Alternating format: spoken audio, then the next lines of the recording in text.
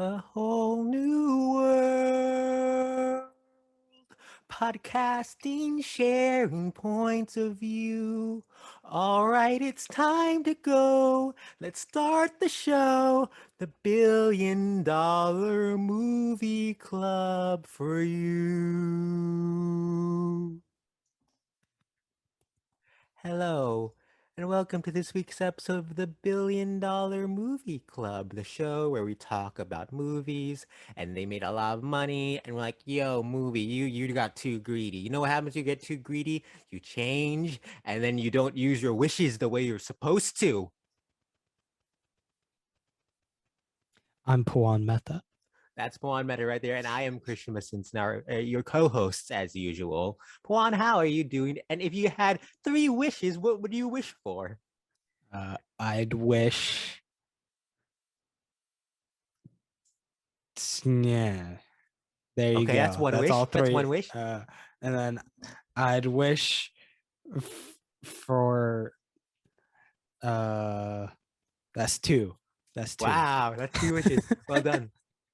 And then I wish for the genie to be free. That's so nice. That's so nice of you. You're just like, say it with me now, Aladdin. Aladdin. Juan, what movie are you watching this week or talking about this week? Aladdin. Or conversely, Aladdin. Do they ever say it that way in the movie? I think they did at least once. I don't know if they did, but Aladdin, directed by Guy Ritchie. Yeah, Guy Ritchie. With a budget of Have you seen Guy Ritchie movies? I have not, and yet I know that's an odd choice. My brother really likes the movie Snatch from him. Well, he made them Sherlock Holmes movies with Robert Downey Jr. Robert Downey Jr., friend of the $1 Billion Movie Club. A multi-time friend. Multi-time friend? Oh, I love multi-time friends because they're friends with you at noon, and the afternoon, at night, and then at the afternoon, and then early evening, and then the evening, and then the after evening, and the after evening. Juan, those are all my favorite movies in the Before trilogy. Before, after evening, I think is underrated. No, that's the sequel trilogy. The After trilogy. Oh my god. So many. So once again, Aladdin, directed by Guy Ritchie. Guy Ritchie snatched $183 million from Disney to make this movie. Released in the US on May 24th, 2019. It was released over Memorial Day weekend, so it opened to a 91.5 million 3-day weekend and 116.8 million for a 4-day weekend Memorial Day weekend total. Now, Pawan, you know these movies typically are number one for a number of weeks, yes? This is also for a number of weeks. This week, number? One. Yeah, being one. Aladdin would be number one for one weekend until it's dethroned by Pawan's favorite movie, Godzilla, King of the Monsters. Wait, that actually made number one? That's surprising to me. That's crazy. If there's anyone who could kill Aladdin, it's Mothra. That movie was amazingly stupid. A press release from July 26th, 2019 from the Walt Disney Pictures Company. Headline, Aladdin flies to $1 billion worldwide. Interesting to note, this happened one day after Far From Home crossed the $1 billion mark. And it's odd because in this time, Far From Home was released, and movies we will be talking about, Toy Story 4 and Lion King, have also been released. A busy year for Disney 2019. Busy year. I seem to have forgotten a part of the numbers I usually talk about. So I'm gonna stall for a little bit as I look on Box Office Mojo for Aladdin. Pawan, have you been on Box Office Mojo recently? No, I don't like their top 10 lists. I don't either. But as someone who used to frequent it all the time, I haven't been a fan since Amazon bought them and has redesigned Amazon the site. Ruins everything. They do. But even like is that a hot take? I don't know. Some people. Whoa. Pawan said I froze, but now I am back. I don't know. Maybe not. We'll find out. This is the fun way to spend. You're We're back. frozen, You're just here. like You're the here. movie. We're frozen in time as I look for the numbers. Listen. We're not talking about the Frozens this week. Not yet. Not yet. We're talking about being frozen in a story. Whoa. One being told by a Will Smith. We are. And this story told by Williamson Smithington, is that his name? Williamson Smithington III. Williamson Smithington III was in this film, would go on to gross $355 million domestically and $1.050 billion worldwide. At the time, it was the 51st highest grossing film domestic and 34th worldwide. Currently sits at number 53 domestic and 37 worldwide. Pawan, what was the story that Williamson Smithington III told us? So first, we see this man on a boat. Will Smith, of course. He is in human garb, which will come as a shock. That's important for later. Just letting you know. Just planting some seeds. Planting the seeds. And he's on a boat, and he's talking to two kids, and he's like, "Yo, here's the story of this time I was in this Arabian city." Is the story all about how his life got turned upside down? And then they cut into the lion head sand dune thing, and it's like, oh no, it ate another person. And then we see Aladdin, and he's one jump ahead of the bread line, and he meets one Princess Jasmine, and they hit it off, but he's just a lowly street rat, so he can't do anything. So he breaks into the castle to meet with Princess Jasmine, and then the evil man sees him, Jafar, and is like, "I'm gonna make you get me a lamp." And then he gets the lamp, but instead of giving it to him, he keeps it for himself. And then we see Will Smith in blue, not in human garb. And then he's like, "I'm a genie and I'm gonna grant you some wishes."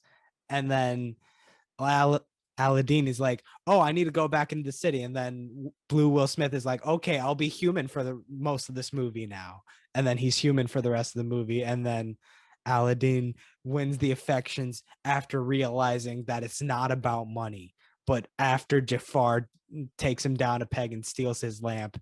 And then he's like, "Love conquers all." And then he becomes the king to Princess Jasmine's sultan. I don't know how that works specifically, but there you go. That's the Does movie. he become a king? Is this the Aladdin king? He becomes royalty. There we go. Okay. Sure. I'll give you that.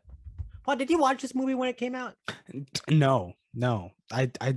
I did not watch any of these remakes past Alice in Wonderland. So you didn't watch Beauty and the Beast for our Beauty and the Beast episode? Oh, that's what you mean. Yeah, no, I haven't seen either of the movies. Like, I haven't seen the one that we're discussing today. I just guessed based on the original version. I don't know why I watched this when it came out, but I do remember enjoying it when it came out relatively. And also I don't remember much about it since, which I don't know. I think you can use that to describe a lot of the Disney live action movies, is that you may have fun watching it, but it doesn't stick with you because that original is so strong. But I didn't mind it the second watch. I liked it less, but I didn't mind it. I liked Will Smith. Yeah. And it's a shame that this is the first time he's been on this podcast. It's crazy that it's taken 41 episodes for Will Smith to join this. Because, like, before movies started getting $1 billion all over the place, he was the guy. He was the guy. He was. I will say, like, I like the little suspense of, like, ooh, will Will Smith ever make it here? It's kind of scary that the closest he was before this was Suicide Squad. There were some there. I'd rather this than the Suicide Squad. Listen, at least with the Suicide Squad, the one line The that everyone Suicide knows, Squad or Suicide Squad? whatever, with the one Will Smith was in, obviously. Sure. The one line everyone knows from that. You know who says it? Williamson Smithington III. Williamson Smithington III. God bless him. He is. Do you remember when the photos for him as Genie first popped up? No.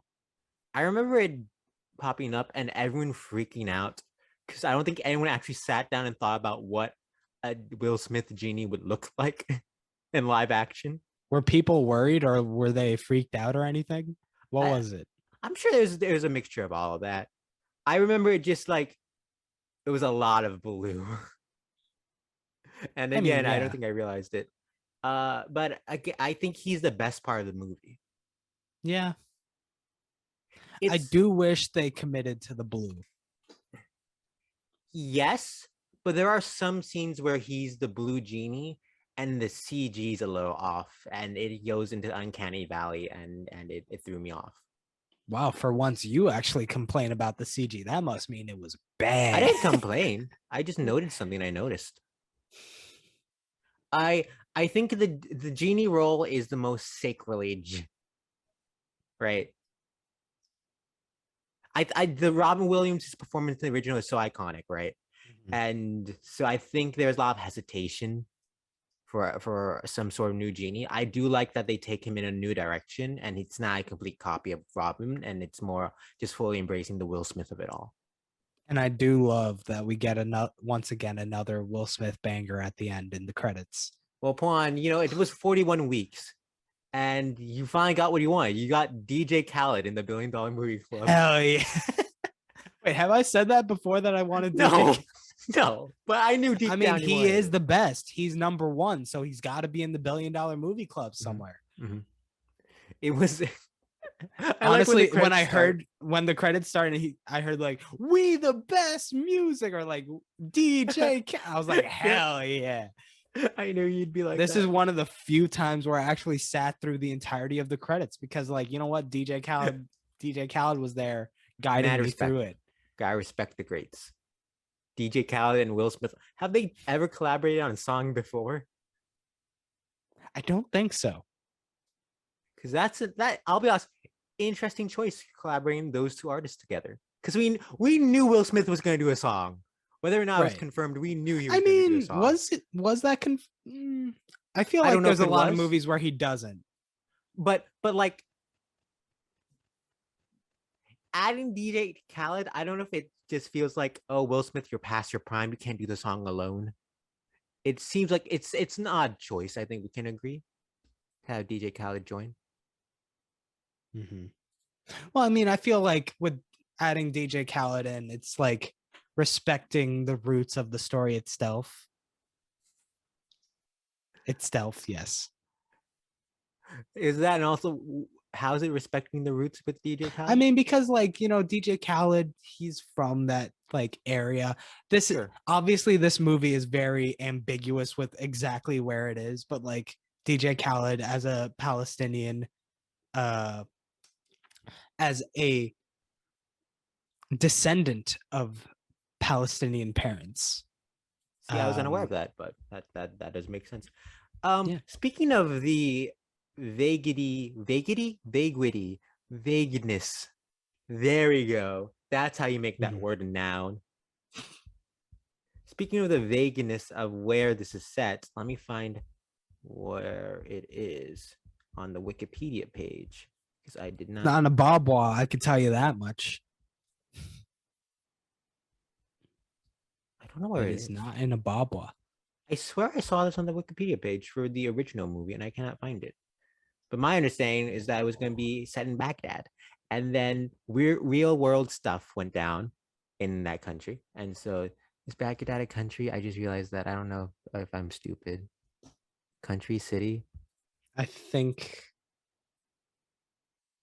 that's the capital of Iraq. Oh, okay. So it's damn. Yo, your voice did an auto-tune thing for a second there with that. Okay. Really? Yeah. at least on my end. Whoa. Whoa. That's crazy. Anyways, my understanding was supposed to be that, and then real world stuff happened, and then so they moved some letters around to make it Agrabah, which did you rewatch the original for this week? No. It starts off when you hit play. There's a disclaimer of like, hey, some of these images and these stereotypes are really bad.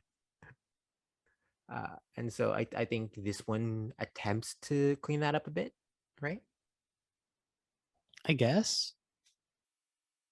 Like there's nothing offensive here, but I No, feel like that also goes into the area where it feels so overly sanitized in a it sense. does. Going back to the Guy Ritchie of it all, it's very odd that he directed this for multiple reasons, including the fact that he's a white guy. Mm-hmm. And it's odd because Disney also saw this problem with Mulan, directed by a white woman. I'd argue could even throw Lion King in that, directed by Jon Favreau, a white man. It's odd that we were having this conversation about the live action movies when the MCU movies are doing an okay job of having a director of color do Black Panther or Shang-Chi, or I guess they had a woman and a man do Captain Marvel, but that's better than just the dude, right? They had a woman do Black Widow. I feel like it's because no one actually cares about these movies in the same sense that they care about the Marvel movies. Like they'll Yeah, go out to see it, but like it doesn't draw a discussion yeah, beyond that. that's fair. It is. I had this thought watching it. It's a bigger budgeted version of like the stage shows at Disney World that recreate the movie. Sure, yeah. And that's not an insult to what they do at Disney World. It's just like we've talked about this. Do the live action movies want to be something different, or do they want to be an exact copy of the original movie? And I found that this movie was straight down in the middle. If we've talked about three, Alice in Wonderland, completely different, right? Beauty and the Beast, very by the books. I think this is caught in the middle, and so it lacks its own identity as a product. It feels more like a product than the previous two we've seen. I guess no. Beauty and the Beast was very much a product of Disney cashing in on our childhood. I just liked it a lot more. One thing I will say about this movie is Okay. that everything felt so static. Yes. Like even in terms of like cinematography, how people are positioned in the frame. For example, like the moment in that entire song of A Whole New World was a big mess for me. Yeah. Which we'll get into. But specifically the moment where it's like, don't you dare close your eyes. One, she doesn't have her eyes closed. And two, it's so dark and like no one's it's like medium distance that you can't even tell what's going on with their faces. Yeah. I think if someone said A Whole New World is the greatest Disney song of all time, I can't argue with that. I'd accept that because it's so beautiful, and the scene in the original movie is so magnificent, and this one feels so lifeless.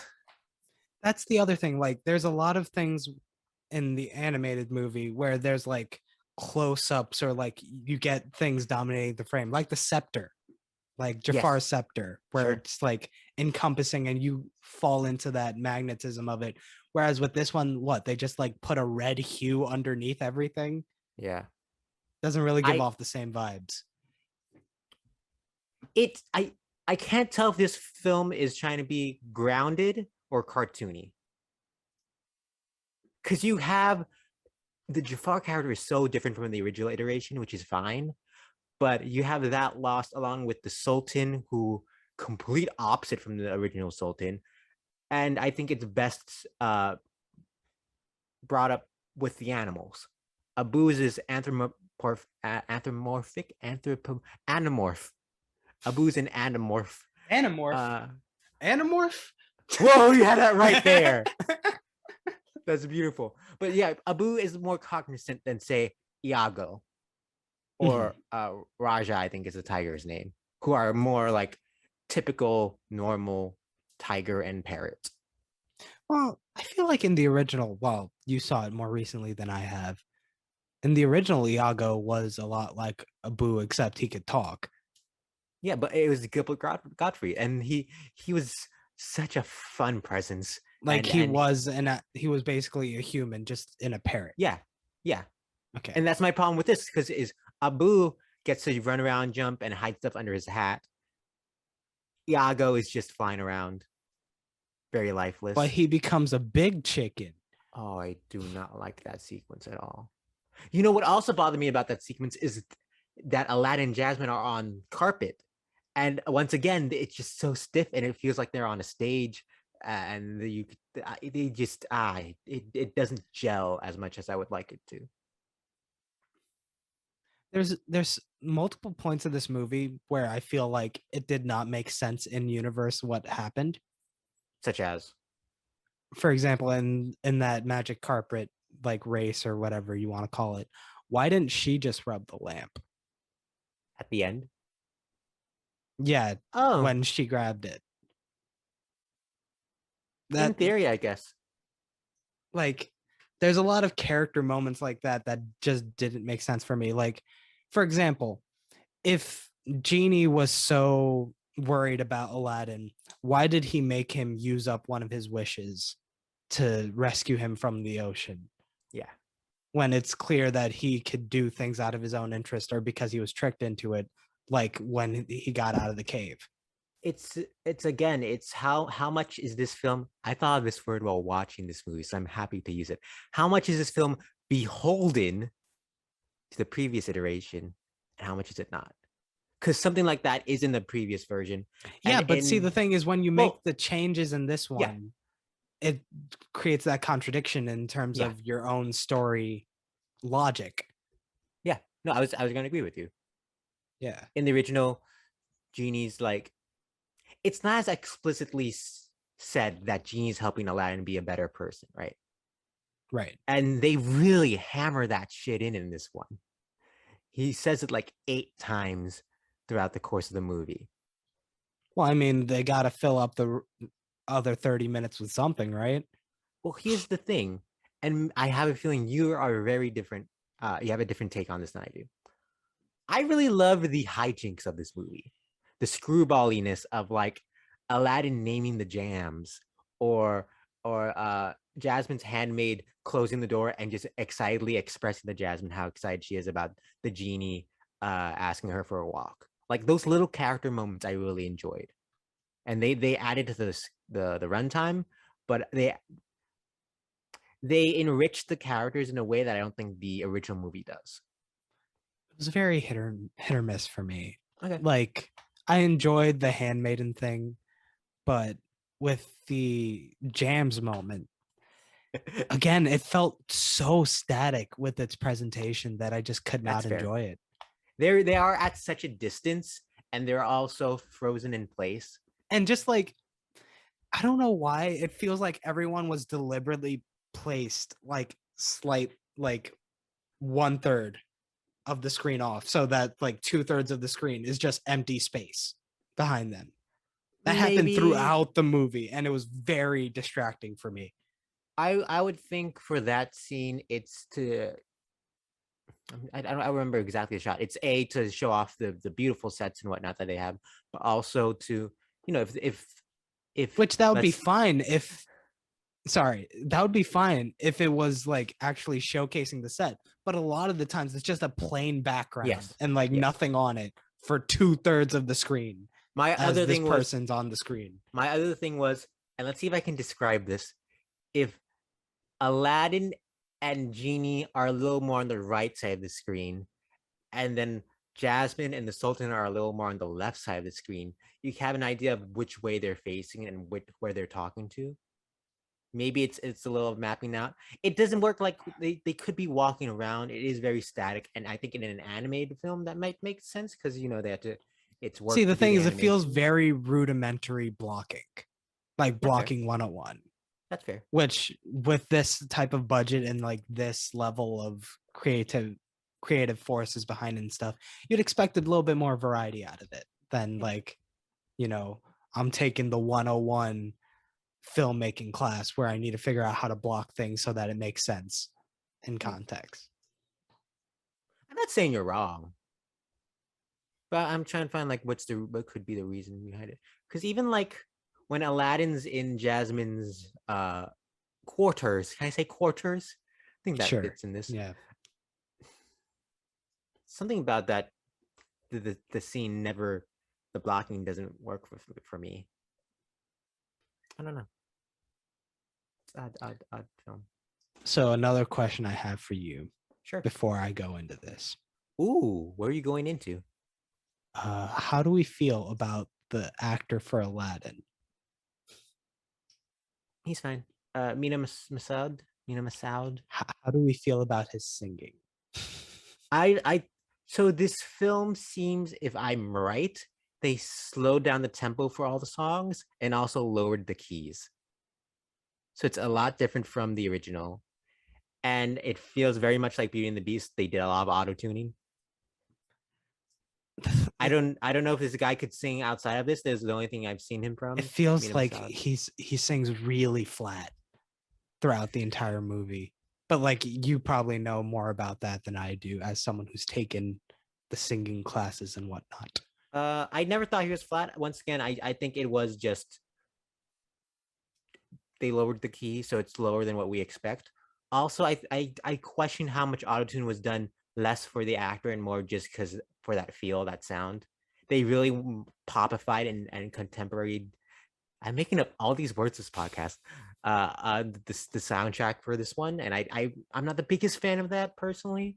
I mean, like personally, it really so like going back to A Whole New World. We know Yeah. Naomi Scott can sing. She Do was in we? Lemonade Mouth. All She right. what? Did she sing? I thought Bruce Yeah. Bender sang. I never watched. It wasn't she the bassist? Yeah, but like they all sang at certain points. Wow. We I didn't know know that. Naomi Scott could sing. And man, does she out sing him during that. Like I was chuckling to myself while listening to that song and seeing it because it was like a stark difference in their abilities for me. I will say, like, outside of that song, like if we look back at the original, they had the voice actors and the singers. They split it up, which I wouldn't mind if they did that again, I'll be honest. Yeah. But for this one, um, outside of that one song, right? Aladdin sings mainly in One Jump Ahead, and they give Jasmine this new song, Speechless, I believe they call it, which we'll get into. But she belts. That you really need a singer for that role. While for Aladdin, it's more talky, so you can have someone go by on a little more charm than belting the role. I mean, So sure, but like even in that song with the talkiness, like it really felt like he wasn't really going for it. It was more just like keeping everything uniform in its and how he sang. It's like one jump ahead of the bread line, like that, instead of again, the I think original where it it's was a lot more animated. no, Yeah. no. I agree. I And agree. There's a much more exciting energy to the original, especially in that number. And I think Mhm. it is a mixture of we're live action, we can't just do anything we want. We're a little more limited in what we can show on screen.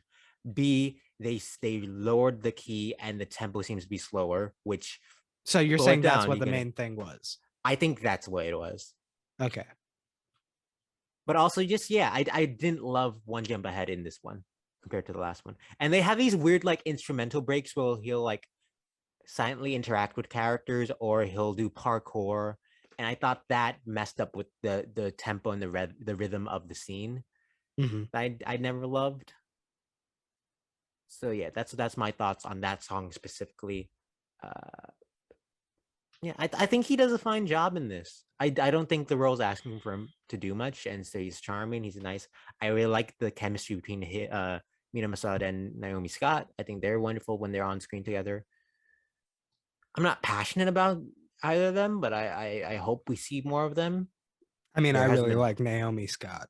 Oh, she's really good. She's really good. Yeah. I don't know how I feel about her song, but I like what she does as an actress with the Okay, song. so with the song, Yes. that's so there's the original version and the reprise at the end or whatever. Yes.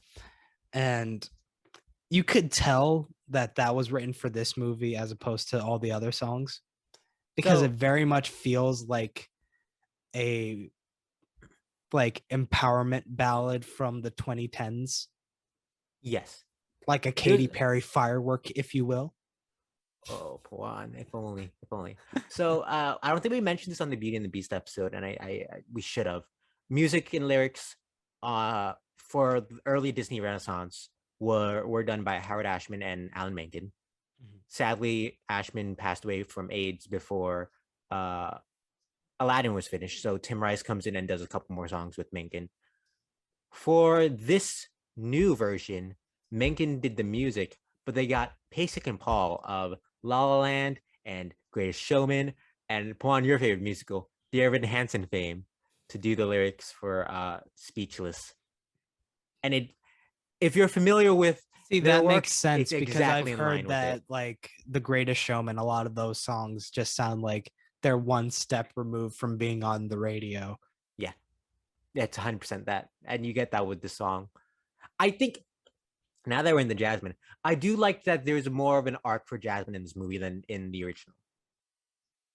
In the original, it's just, Dad, I don't want to marry a dude that you pick for me. And then she goes, oh, I like this dude, I'll marry him.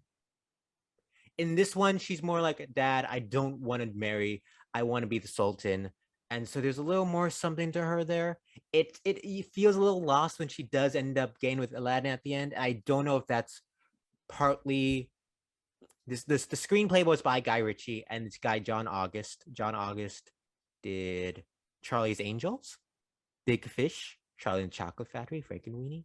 I was listening for his podcast for a bit. He has a podcast called Script Notes with Craig Mazin, who wrote Chernobyl and Hangover. He's in Mythic Quest right now. I enjoy their podcast and I learn a lot, but I'm not I think there's something weird that this movie wants to develop the female character more from the original, and they have two men do it rather than have a female writer do those additions.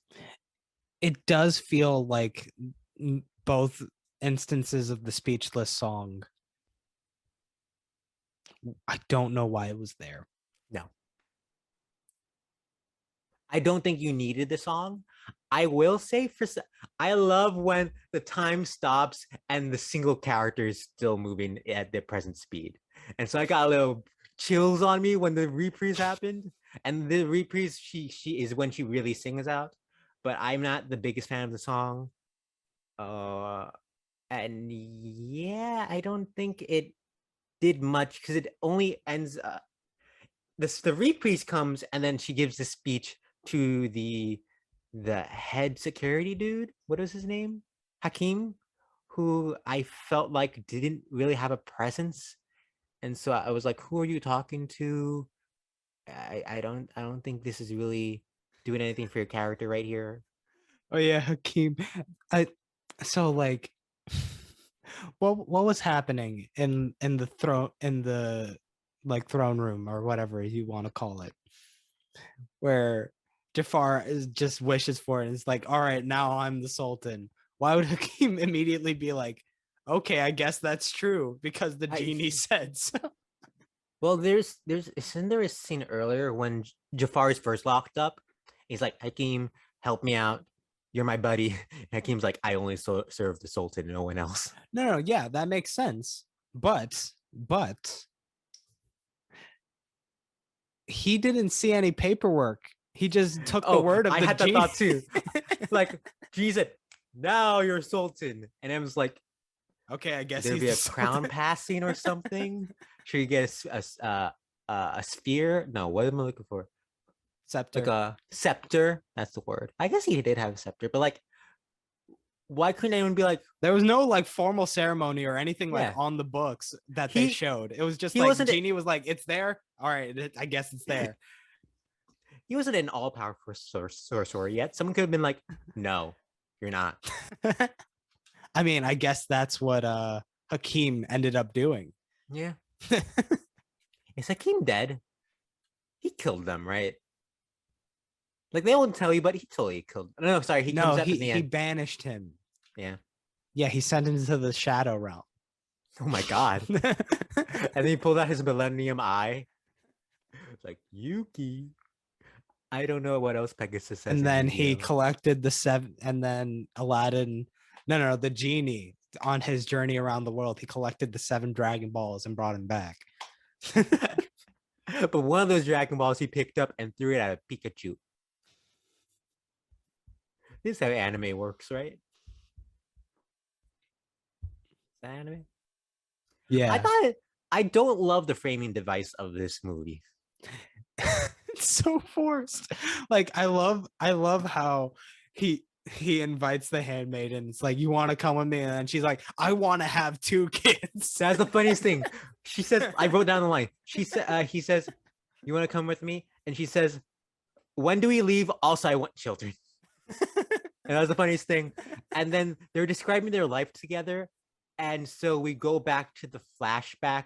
No, I guess the flash forward of him telling the story, which we never went back to after that original time, which I guess is to replace the original device of there's like a sales the book.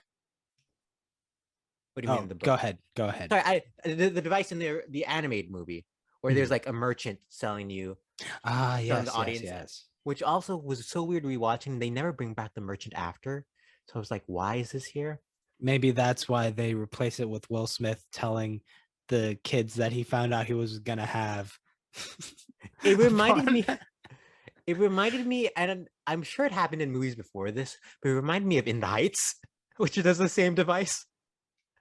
But yeah, I hate when the flash forward, I guess, begins, and Nasim Pedrad says something, but she doesn't show her face to like be a surprise who it is. Well, if you know who she is, then you recognize the voice. I'm a fan of her. I saw her in SNL. I enjoy her on New Girl. She has that show Chad right now.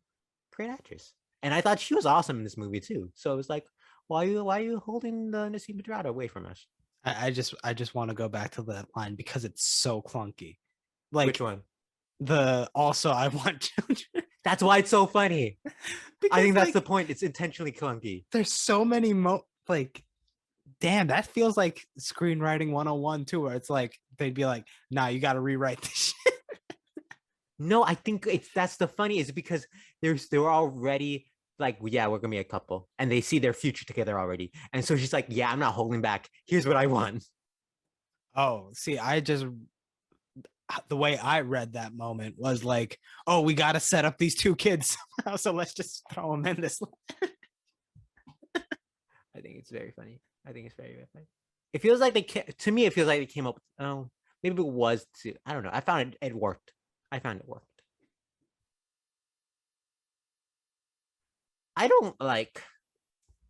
There's a great. Oh yeah, actor. that's the other thing. Oh, that's the other thing. Going back to the whole like contradiction of the genie not doing wishes in his own benefit or whatever. Like, Aladdin didn't have to wish for Genie to like distract the handmaiden so that he could talk to Princess Jasmine alone. Oh, the rules of the genie do not make sense. Not at all. You know what, Miss Simpson? You asked me, yeah. what are your 3 wishes that you would do? Whoa. All right, if I had 3 wishes, I'd wish for world peace, an end to world hunger, and a dinosaur. Okay. That I could then eat everyone with. Thank you, Miss America. Thank you, Miss America. Okay. But what is Miss Simpson's real answers?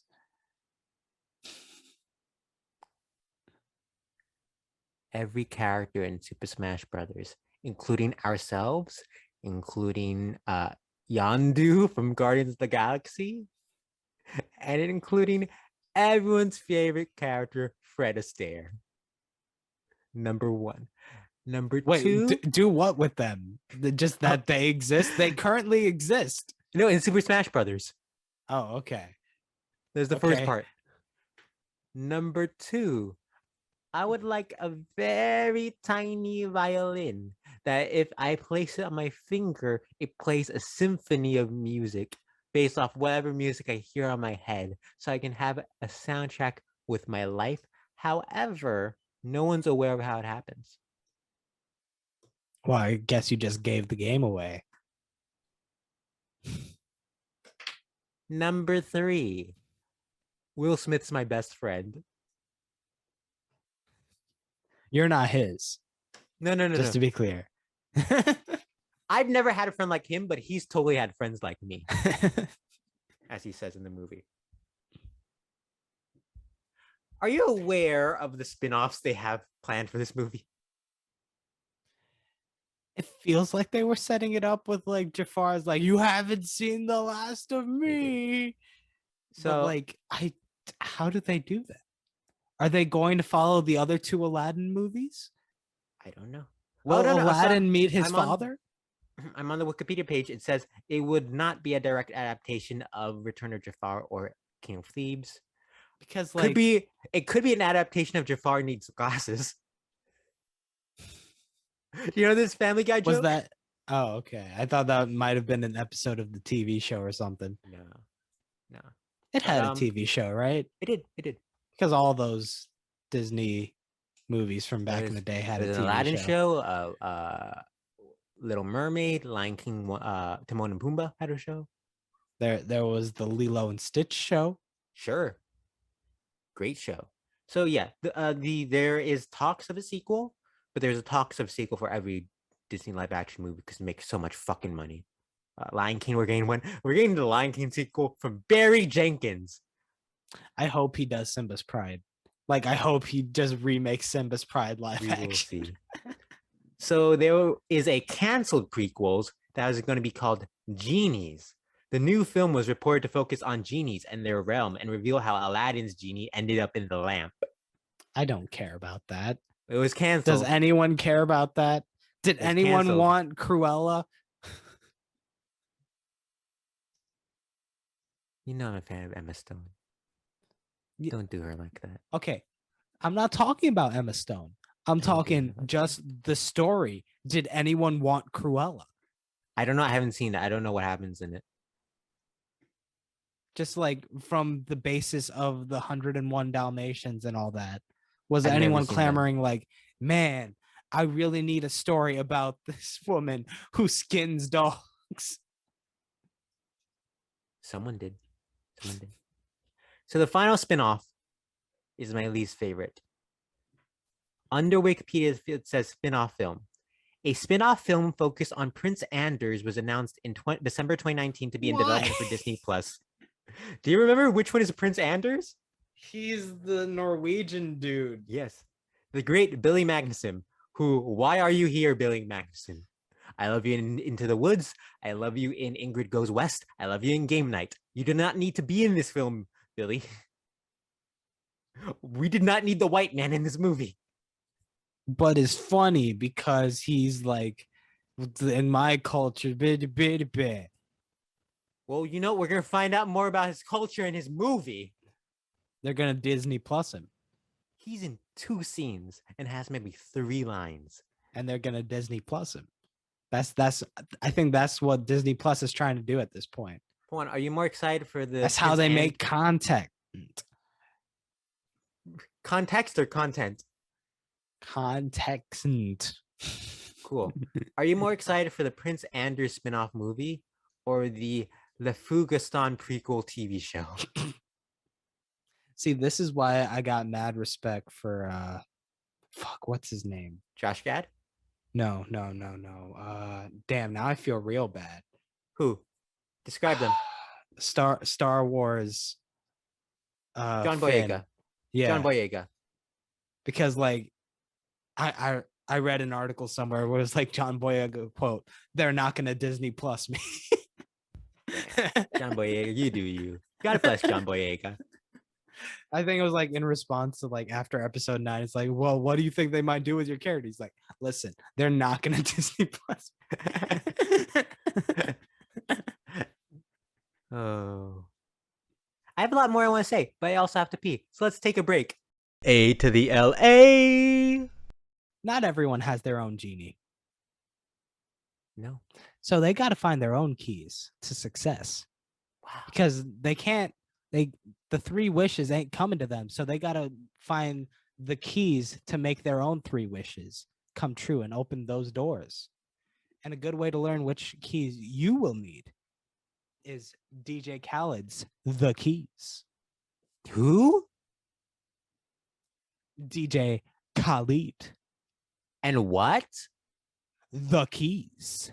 Wow. Here's a brief thing to entice you into reading this. Maybe this is one of the keys you need. Who knows? Weather the storm. They never said weathering the storm was easy. It's going to rain some. It's always going to rain some. You notice how I started off this book talking about the pathway to more success? Well, you listener didn't, because I didn't read that part. But if you read this book, you would. I say more to imply that the pathway is long. There are ups and downs. One success is fine.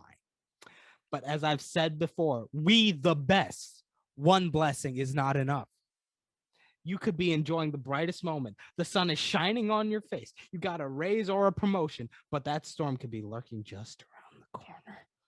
Doesn't matter who you are. You could be a CEO or working in the mailroom. There will always be storms. My goodness. So pick up the keys to learn how to weather your storms, whether it be internal or external or tropical storms, rainstorms, thunderstorms, hurricane storms, tsunami storms, all storms. Wow. That really sounds like a whole new world. I got the keys for more success because I bought the keys. Back to the show. D to the I-N. Welcome back to the show. Hope you're enjoying the show. Hope you're either, listening to in your room, driving your car, on the train. And I hope you gained some valuable keys of wisdom from one Mr. DJ Khaled. DJ Khaled. Did you know he's friends with Williamson Smithington III? Williamson Smith? Yeah. We haven't talked about his songs, and I want to talk about his songs next. I think I'm shocked about how much I enjoy Friend Like Me and Prince Ali in this movie. I enjoyed Prince Ali. Friend Like Me feels like it's missing something. Really? That also felt like it was missing something. I like that there's a little bit more Will Smith in it. I liked that second half of it, but the first half felt lacking. Really? Yeah. I think there's enough, for lack of a better term, swagger that he adds to it. I like the little dance break in it. And I appreciate that it's not just a copy of that's what I love so much about what they do with Genie in this, is that's not a copy. So often I'm mad that this movie doesn't copy the originals, but I think that works really well. And my favorite moment of this movie is in Prince Ali, when he takes a pause and he's looking at something like, "Hey, come on, we're not gonna continue until you do it." And this Sultan starts tapping his hand, and I love that moment of suspense, of tension. And he's just I really don't understand who the Sultan was in this one. No, he's very bland. Once again, I think that's them grounding the character in reality, and so I care less about the character because he's so nothing. No offense. I think I got more of a sense of the character that is the lion head stand dune than the Sultan in this one. Yeah. I just want to check the Sultan, played by Naveed Negahban. Not familiar with him. He's in 24, Homeland, Mistress, and Legion. Ooh, Legion's really good. What I got the most from that character? During the epilogue of the party, and he starts dancing. Oh, okay. I recognize who this guy is. Sorry, my bad. Recognize him now. Yeah, he was the main antagonist in Legion. Ooh. So pretty good. Very antagonistic. So. Sorry, go ahead. I'm not the biggest fan of the final act in this one. I'm not really the biggest fan of it in the original also, but something about it didn't work. I was getting theme park ride feels. a little. Going back to what you said, it's very stagnant. Yeah, maybe not theme park, more like you remember those rides where it's like you go into this room and it's like you're in the seat and then there's a screen and then the thing just moves on and then sprays and all that. That's the feeling Like I a got. 4D ride. Yeah. I see. I see. But yeah, I'm not the biggest fan of the final act in the '92 animated movie, but it moves so quick that I'm like, okay, that's fine. But in this, it drags a lot. It starts off with that Iago chase, which I don't love. Shoutouts though, uh, Alan Tudyk is back as Iago in this one, because yeah, they needed a voice actor for that. Which so he would have been in what Zootopia and Frozen, right? Alan Tudyk, and he's in a Rogue One. Do you know who I'm talking about? Yeah, I know who Alan Tudyk is. A multi-time friend of the podcast. We won't mention Transformers: Dark of the Moon, maybe. Remember when he pops up in there? Oh, he was the villain, right? No, he was like an assistant to the villain, and he was very flamboyantly gay. Do you no? Do you remember? He was like, "Yeah, I decided to just make this the same character I played in a previous movie." That's a choice. So yeah, I'm not a big fan of the final act in this movie. I do really love the epilogue, the little thing when they're all dancing after the end. Yeah, you know what? It's been a while since I've seen a children's movie on this list that ends with a big dance number. Well, We don't get those that often. What is the other one? I want to say one of the Toy Story movies does it. Well, 3 doesn't, and that's the only one we've had so far. Okay, so never 1 mind. does end with the song. I would say, does Alice in Wonderland end with the dance? Be one of them. Despicable Me. Futterwacken. Wait, 3 doesn't though. No, yeah, Despicable Me 3. Mm-hmm. Right? Yeah, the Despicable Me movies, Minions also did it. Yeah, just like the traditional animated not Disney, the traditionally animated non-Disney movies for children. Those are the ones where you know there's gonna be a banger, classic, contemporary top 40 song to end the movie with, including this movie's top 40 song. What was the title of this one, Paul? Are you talking about the one with DJ Khaled? I don't know. You saying that ends with the song from the top 40. So it's like, what song were they dance to in the dance? I mean, I don't know what song it was in this one, but like usually, like you know how in the Trolls movie it ends with like "Can't Stop the Feeling" from that was Justin Timberlake. Yes, but it became a top 40 hit. I do know what you're talking about. And then there's like the Hotel Transylvania movies end with a dance number of a song that's already popular. One of the Despicable Me's ends with the "You should be dancing," yeah. Yeah, the one where they were like, "Oh, this person's obsessed with the '80s, so '80s songs." No, I don't think that was even. I think that was one of the first two. Okay, never mind. Listen, yeah. Then I'm glad it's here, that it finally made it to the top tier.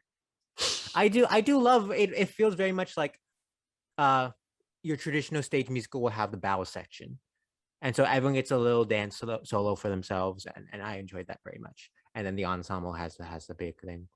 I liked it. I don't like the earlier dance number. Do you remember this? I like that one. Really? Yeah. I don't. My thing with that scene and the Aladdin Jasmine relationship is I don't get why she's into Prince Ali when she thinks it's just Prince Ali. Is she? I can't. She must be, or else why would she join him on the magic carpet? Well, because she assumed he fell to his death, but he didn't. So there must be something nice going on here, something interesting, something magical. I guess something about that didn't work for me. Also, there's the wonderful "Do you trust me" moment from the animated version, and so they use that line twice, I want to say, in this one, and again, didn't work for me. I feel like okay, they actually used that when she got onto the magic carpet. I feel like that's when she like started realizing that it was Aladdin and not Prince Ali. Maybe. Like that was the point. And then that's why she went on the magic carpet ride.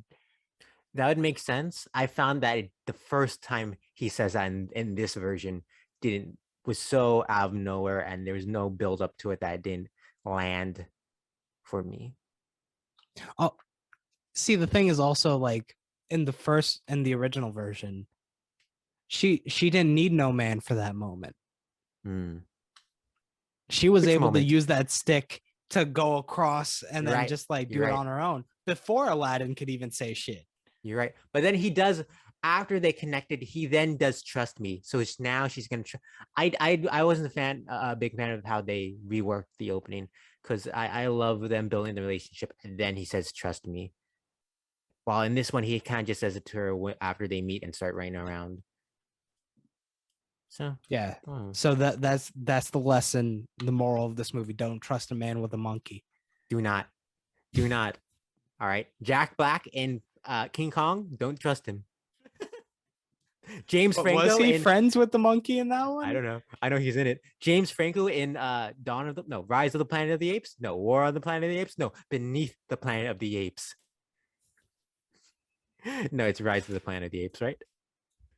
You know, like Ascendance of the Planet of the Apes.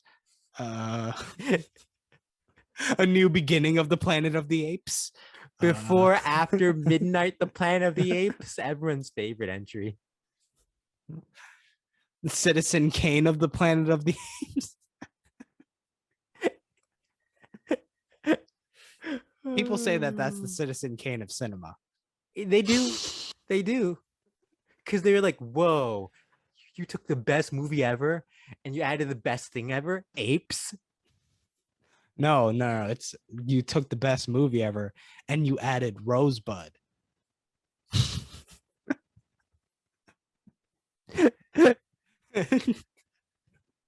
You still haven't seen Citizen Kane, right? Nah.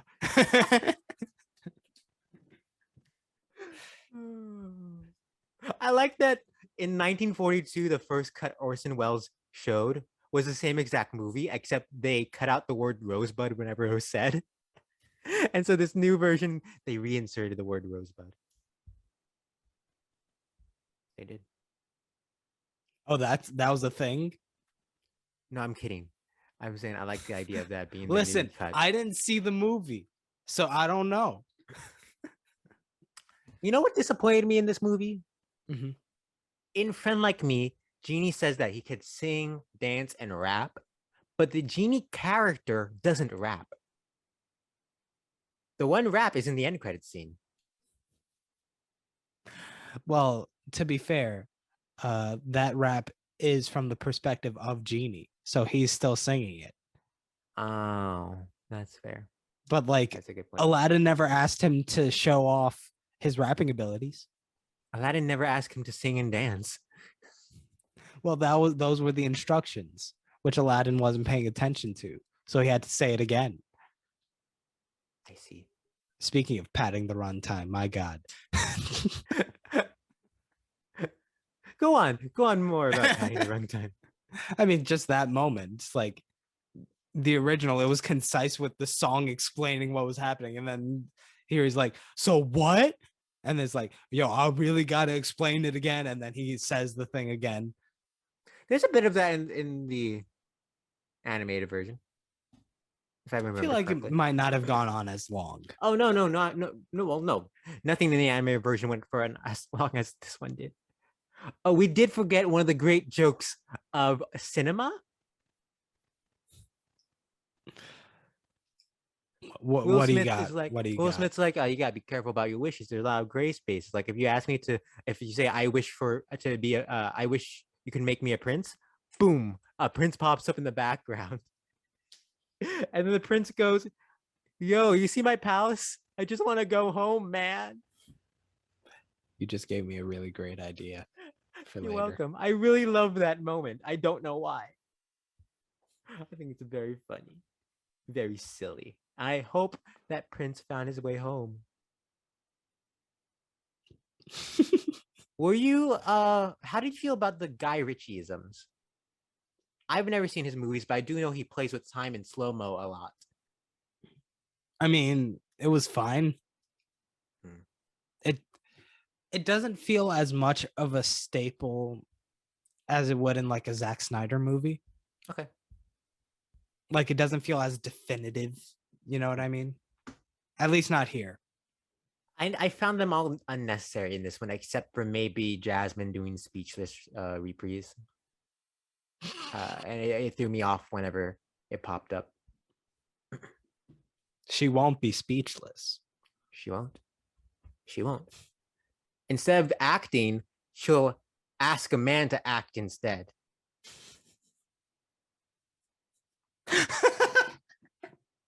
Well, yeah, because nowhere in the song does it say she will do anything. She just says she won't not speak. The song's not actless. It's speechless. As a true sultan would.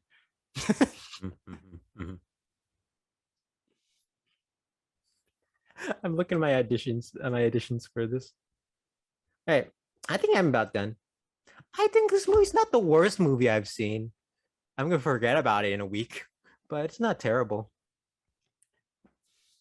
I'll be honest, today, like I was just hanging out, and then we had scheduled this to occur at a specific time. Mhm. And it was around that we were getting close to that specific time. And then I was thinking there was something I had to do. Oh yeah, I saw this movie yesterday and I was supposed to talk about it. It was so forgettable in a sense that I forgot something I do on a weekly basis. But you didn't mind the movie, right? That's the weird thing. Yeah. It went through. It just Yeah. Well, just like that, we went through this discussion on Aladdin. What I will Guy say Ritchie's is it feels 2019. like partially maybe I'm just succumbing to it. I was a lot Maybe. harsher before. Maybe I'm just like letting the vibes take over. Well, for me, I found I was less engaged with this with the other two live action movies. And I think doing this for 41, maybe 45 weeks is starting to get to me. Because it takes so much effort to be mad, man. And I ain't talking John Hamm. I wouldn't know. I'm not John Slattery. He's in that show, right? That movie show. That movie. Yeah, it's a movie show. Okay, it's a show with the quality of a film. I mean, like every season premiere after a certain point was feature length. You know, some may say that Mad Men was the Citizen Ape of TV. Citizen Ape.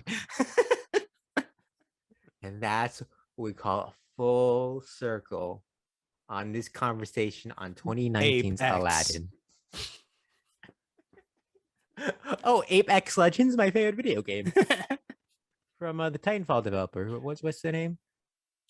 Bungie? No, not Bungie. Respawn. Yeah. Respan. Ooh, I love some spam. I would love. Can you give me 2 slices of spam? Respan. You didn't have to throw it at me. I mean, that was the only way to bring it through this barrier, this electronic barrier. I'm sorry, Pawan. I'm sorry the barrier is there and it's not perfect. But you know what? Some things are not perfect. Sometimes the barriers are just like movies because movies are never perfect. Let's get into it. This is the part of the show where we take the film we watched this week and we throw a little something on it. Little sprinkles to, maybe make the flavors. That smells good. Make that happen to it. We want to toss a little salt, babe. Miss Simpson. Yes. What spices? What oreganos? What parmesans are you going to toss into this movie? So first off, the scene with the jams. Yes, he starts listing the jams. He doesn't list enough jams. And so, according to breadexperience.com. Ooh, experience your bread. Don't just eat it. Experience it. Take your time. But sorry, Savor the that's bread. wait, Miss Simpson, that's not our at. They're No, not our it's not. sponsors this episode. Why are we focusing on them? Move All on. right, you know what? Let me just name the jams when this page loads on my phone. Okay. All right. Apricot jams, space jams, And jams, a new legacy. Holy shit, there's a longer list than I thought it'd be. Okay. So Aladdin will name apple butter jam. Apple Making bottom apple jeans. making apple jelly pestin jam. Apple pie jam. Apple preserves. Blackberry jam old fashioned. Blueberry orange marmalade. Cantaloupe preserves with cinnamon. Cardamom apple cider butter. Carrot marmalade, cherry preserves, Christmas marmalade, chunky apple butter, crystallized ginger, citrus marmalade, cran apple butter, cranberry pear jam, cranberry preserves, cran strawberry jam, easiest marmalade This ever. website really loves their apples. Ginger cardamom pear butter. Grapefruit. Do you know what marmalade. cardamom is? No, what the fuck is that? Do you? I have some semblance, but go on. Grapefruit cranberry marmalade, lime marmalade, Lord Grey's peach preserves, maple apple butter in crock pot, mango habanero jam, mango raspberry jam, Mona's mashed berry preserve. Thank you, Mona from Rod, Texas. Mona's sweet berry tarts made with the preserves above. Muscadine jelly using apple cherry pestin. Whoa. That's jelly, not jam. I think we've moved too far down this list. Let's move Orange marmalade, the easy way. Peach and lavender butter. Peach butter spicy. Peach lavender jam. Peach orange marmalade. Pear butter. Pear and pineapple jam. While Pickled this is ginger happening, we peaches, could roll the patrons. pomegranate and pear jam. Rhubarb orange jam. Sherried rosemary. Grape juice jelly. Spiced cranberry preserves. Spiced wine and peach jam. Spicy peach butter. Spicy peach salsa. Strawberry kiwi jam. Strawberry vanilla jam. Quick strawberry lemon marmalade. Favorite strawberry jam. Strawberry vanilla jam. Tangerine marmalade. Tonica's dark raisin preserve from Rod in Dallas. And finally, watermelon jelly. What a list. So that's the first edition. Second edition, I was the biggest fan of the makeover session when he gives Aladdin the Prince Ali look. I thought it went a little too long. And so I think when he does the snap of the fingers and all the stuff come for the costume changes. Also, a cameo by our friends, Aquafina and Nico Santos, redoing their roles from Crazy Rich Asians and helping remake Aladdin. And yes, he's going to try on everything Constance Wu tried on in that movie, just to make sure whether or not it's the right fit for Prince Ali. And you know what? Just for Ken Jeong, he's going to try on the blue dress. Yeah. Ken Jeong pops up, shows the blue dress, and then you're like, oh, it's a reunion with Ken Jeong and who's the other person? And Alan Tudyk. A Transformers Darker Than Moon reunion. My final fix. Jasmine starts singing Speechless, the original one. And below on the screen, it says, call 1-800-VOTE-403 to vote for Jasmine. Then later on, when Will Smith comes in and does his cover of Fun Like Me, it says 1-800-VOTE-404. Vote for Genie. So on, and does this for every musical number. Then are we gonna get a Shrek 2 reference? We get to Jasmine's Speechless reprise, right? And you know, if you ever watch American Idol, sometimes they'll do a song in the first week, and the second week they do it again with a little zhuzh on it. I think this is a thing they did. I watched like a decade ago last, so they do a little zhuzh. So when she does the Speechless reprise, and time has frozen, and she makes the people disappear. We forgot that she makes people disappear. Slowly, it turns into a mashup between Speechless and Speak Now by Taylor Swift. And Ryan Seacrest's voice pops up and says, Wow, what a wonderful performance by Jasmine. Colin, make your votes, right? And then we get to the final epilogue dance number. And it ends with Will Smith saying something to the camera. Remember, he's like, never had a friend like me. And but the lights, the screen doesn't go to black. Did I say the lights and you looked at your lights? Maybe. The screen doesn't go to black. Instead, it holds on Will Smith for a while, and then it pulls out, and it's revealed that they're singing to Simon Cowell. It's Agrabah Idol, baby. Agrabah Idol. And Simon Cowell says, well, you're all terrible. I won. And then he sings My Way. What a change. What a change. I think I did some greatness to this. Mm-hmm, mm-hmm. So those are my fixes. What are your fixes to this? Okay. So first of all, I told you the scepter, I'm not sensing any strength from that when he's mesmerizing people. So one way we could fix that, you know what's gonna happen? What's gonna happen? It's a snake head, right? The Sure. snake, it's going to be CGI'd, and it's actually going to like chomp on the person's head until they're fully mesmerized, and then they let go. That's what happens. Okay. So that's the first. So like when we're seeing them being mesmerized, we see from inside the head of the snake. Oh my as god. they're doing it. Yeah. Inside the head of the snake. That's my favorite Coen Brothers movie. And then all right, so my next fix. Yeah, you brought up the prince that shows up just in the desert there. Sure. And earlier I said, maybe there's something we could do. Like I'm not a fan of Aladdin singing in this one. And you know what? Maybe we could find an in movie reason why we bring in a different singer to like be able to do it at the original arrangements. Okay. So instead of him spending his second wish to not drown, he spends his second wish to be a good singer to impress Jasmine. And you know how he comes up with this idea? Genie sings Poor Unfortunate Soul to him. Okay. To give him a better voice to sing, because that's the only way that he could. It's like it's that song but in reverse. Oh. So he's So- singing Poor Unfortunate Souls to Aladdin, not to, I assume, the prince? Was it the prince that inspired this idea, or am I wrong? No. We'll come back to the prince later. Okay. Because like we're getting rid of that being the second usage of the wish and putting it to this. Okay.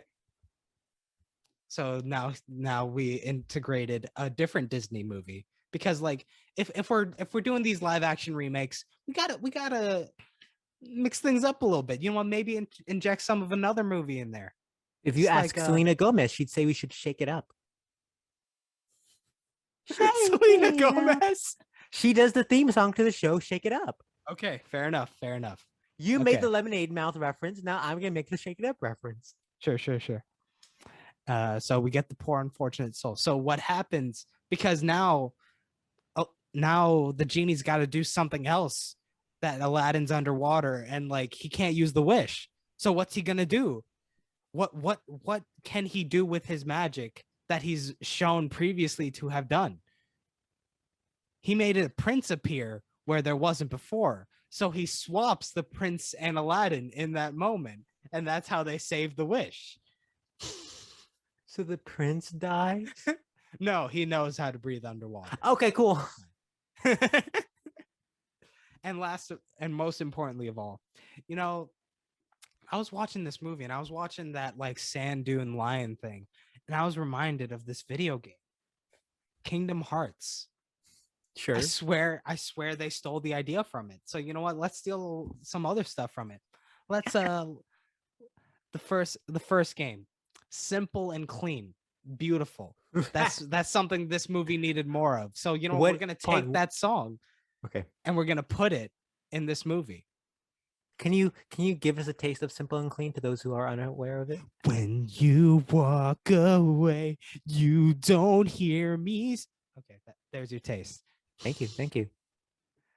So we're gonna have Jasmine sing that, because we know Naomi Scott, great singer. I don't think we gave. I don't think we gave Naomi Scott enough compliments for her role in this. She's very good in this movie. Yeah. Again, Lemonade Mouth alum. Did you ever watch the Charlie's Angels? I did not. Recent one? Though I'm I saw intrigued Power by it. Rangers. I do like her in Power Rangers. I like that movie a lot. Yeah. Go on. So we're gonna put that song after the big dance thing where Aladdin does the backflip and Jasmine's not feeling it. So she's gonna sing it in her bedroom as like the emotional moment instead of that's what we get a sense of where she's at emotionally in that moment. Okay. So right before Whole New World, she sings Simple and Clean from the hit video game franchise Kingdom Hearts. Yes. Okay. That's what I got. 41 weeks and we still got it. We still got it. But it doesn't matter if we have it or not. It's not about us. It's not about what we think or our opinions, Pawan. Yeah, honestly, everything that we said before this point in the podcast, I know we say it every episode, and I don't know why you keep listening to the rest of it when you could just skip to this part. But scrap all of it. Scrap it, all right? Like the little brother of Scooby-Doo. Scrappy do it all. Is he a little brother? I don't know. As I said that, I was like, what is their relationship between these two dogs? What's the canon? What's the lore? Everyone knows it's different. So it's different for every iteration of Scooby-Doo. Whether it's the live-action James Gunn Scooby-Doo, whether it's the prequel TV movies they did, whether it's Scoob, whether Scrappy exists or not, and like if he exists, then he's obviously related to Scooby in some way. Wow, Pawan, you're talking about science right now. You know what else is science? What? Data. Data? Numbers. Yeah. It's time for us to rank Aladdin with all the movies that were made $1 billion on the $1 billion movie club's ranking of movies. Let's see what we got. This is the list. And as always, we will flip a coin, and the coin lands on heads. No one called it. Let's flip it again. Come on, call it in the air. What are you calling? Heads. It lands on tails. This is some bullshit. I demand a recount. I demand a recount. That's the first time we forgot to call it while it flips. I demand a recount. You want to flip it again? Yes. Call it. Best out of 3. Coin lands on tails. Fuck off. Bullshit. I demand a recount. All right. I'm a Donald Trump this. I demand a recount till it comes out in my favor. What was the last movie we did, Vaughn?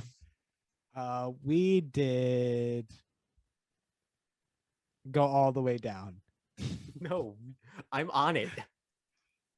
What? We didn't do Spider-Man Far From Home? Crazy Rich Asians. Yeah, but that's an honorary member. Who said that? Ho said that? I don't know why I said that. Which ho said that? Are you being racist? Is it someone with a last name Ho? I don't know where we usually do it on our bonus after our bonus episodes. Do we do it from Crazy Rich Asians or Spider-Man? I think we do it from Spider-Man. Okay. Or no, you know what? Let's do it from Crazy Rich Asians. Sure. Okay.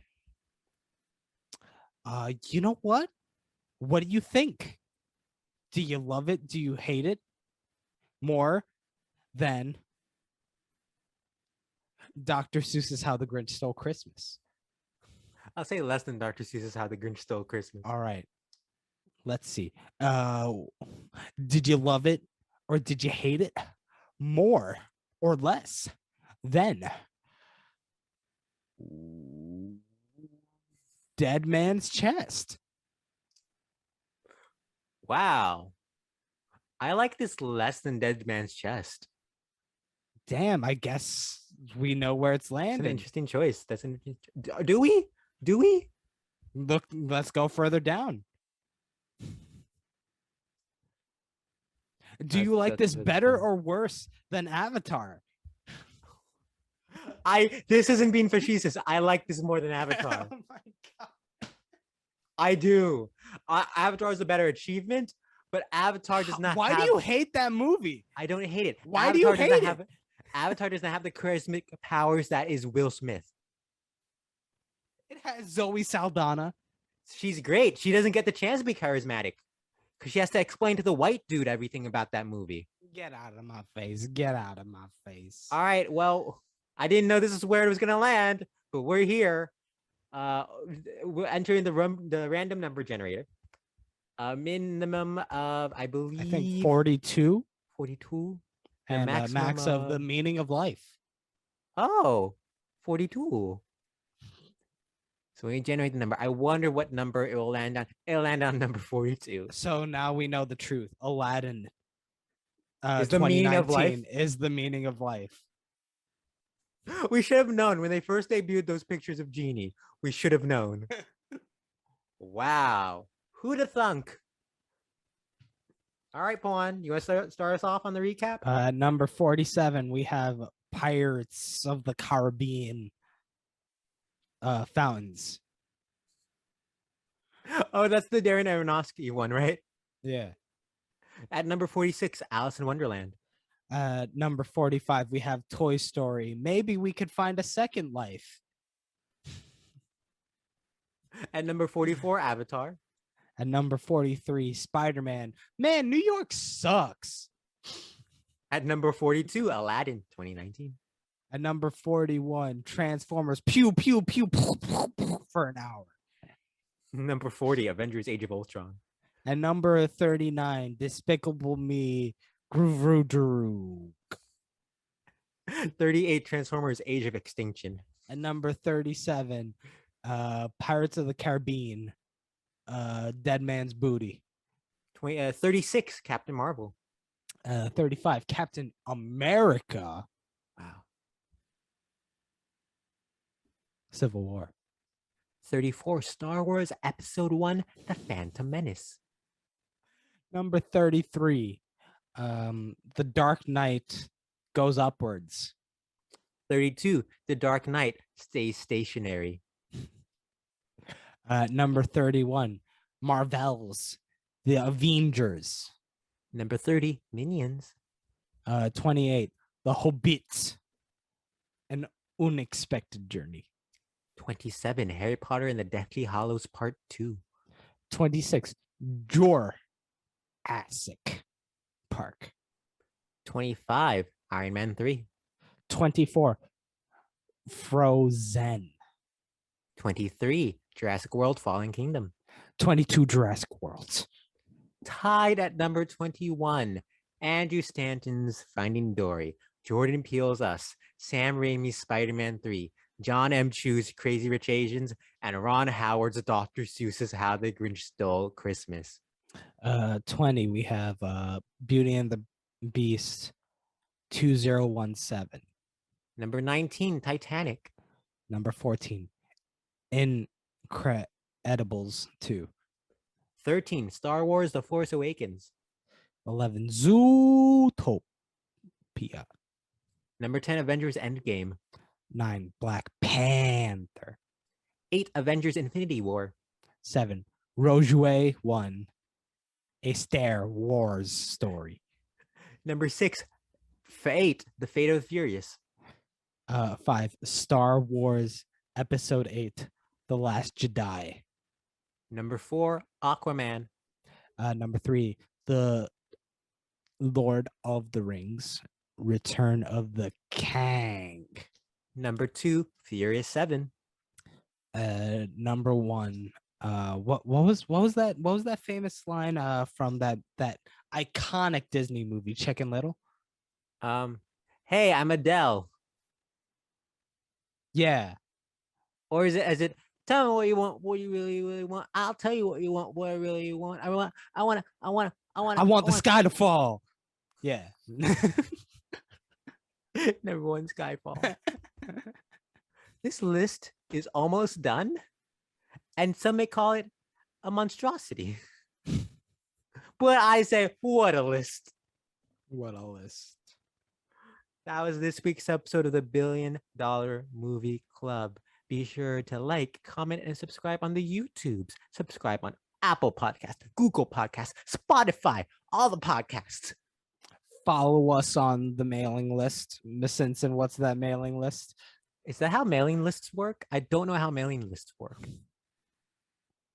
Hey, do you send an email to get to the mailing list? I thought you gotta give them your email. Yeah. So we're giving our email. What's Send the email, Masins? friends of the podcast, countrymen. If you know how newsletters work, send us an email and tell us at the Gmail. Pawn, what's the Gmail? At theBillionDollarMovieClub@gmail.com.